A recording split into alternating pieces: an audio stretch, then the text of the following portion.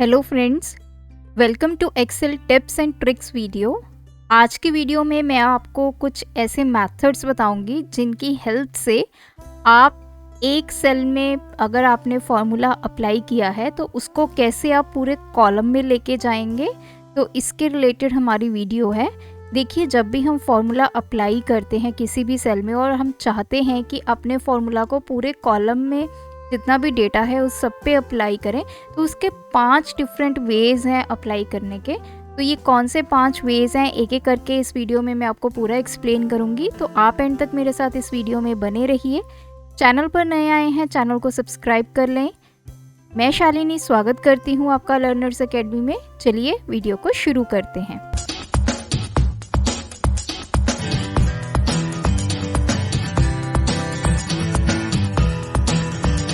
यहाँ पे आप डेटा देखिए, मेरे पास ऑर्डर डेट है, प्रोडक्ट नेम, क्वांटिटी, सेल और रिमेनिंग आइटम्स मींस कितनी क्वांटिटी है और कितनी सेल होगी और कितने हमारे पास अभी भी आइटम्स पड़े हुए हैं, ये हमें कैलकुलेट करना है। तो फर्स्ट मेथड है that is using fill handle. तो इसमें क्या है, सबसे पहले आपने अपना फॉर्मूला लिखना है।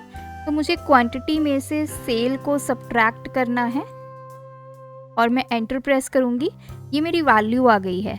तो देखिए, यूजिंग फिल हैंडल का मतलब क्या है। जब आप इस सेल को सिलेक्ट करेंगे, अपना माउस बिल्कुल कॉर्नर पे लेके जाएंगे तो ये प्लस का आपको यहाँ पे एक शेप दिखाई देगी।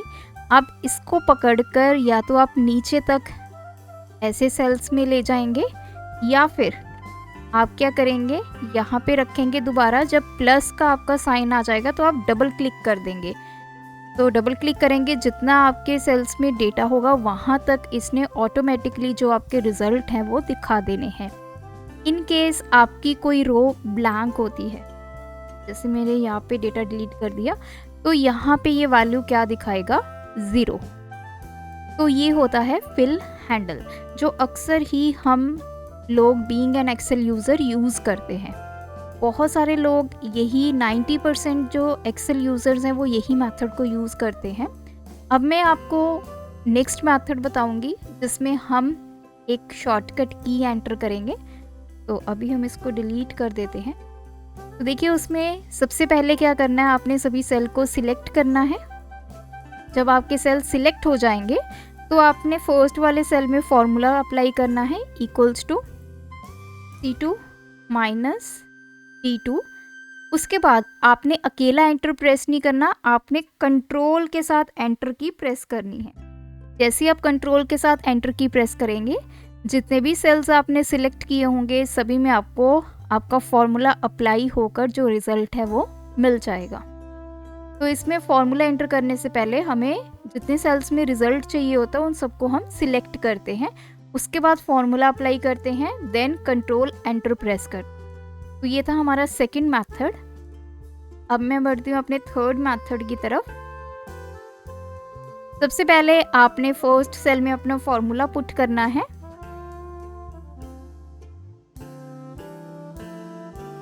फॉर्मूला पुट करने के बाद जब आपका रिजल्ट आ जाएगा, देन आपने सभी सेल्स को सिलेक्ट करना है। मेक श्योर जिसमें आपने फॉर्मूला पुट किया है उसको भी आपने सिलेक्ट करना है। सिलेक्शन के बाद आपने शॉर्टकट अप्लाई करना है, कंट्रोल D।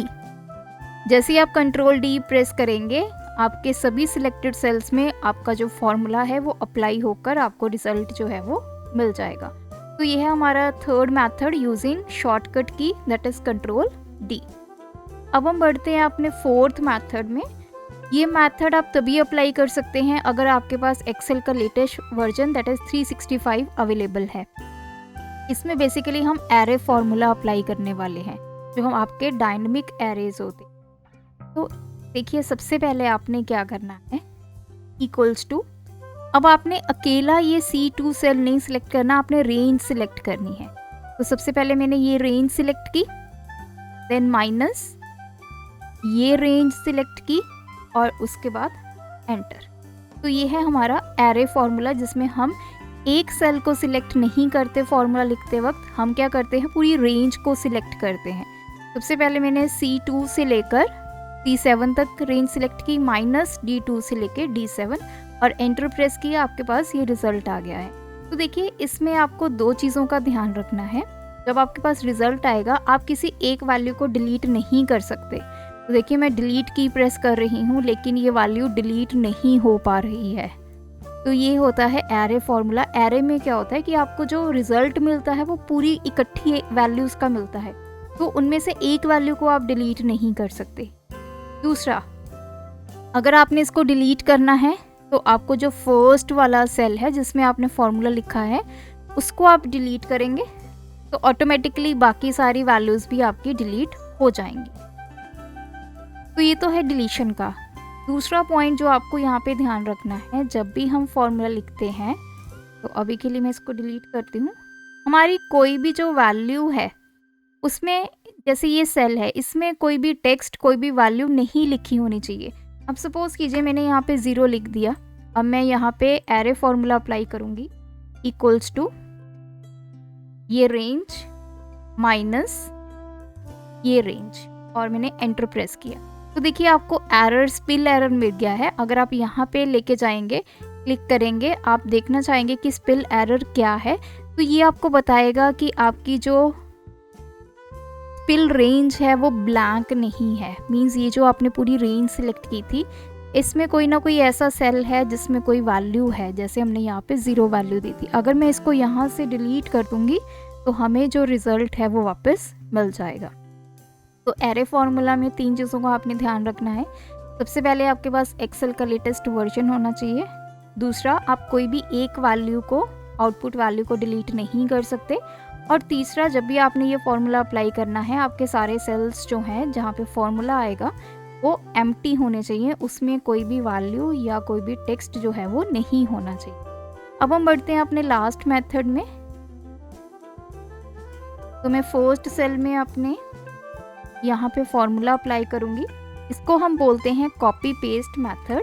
मैंने फॉर्मूला अप्लाई किया, देन मैं इस सेल को सिलेक्ट करूँगी, फर्स्ट वाले को, कंट्रोल C, मैंने इसको कॉपी किया।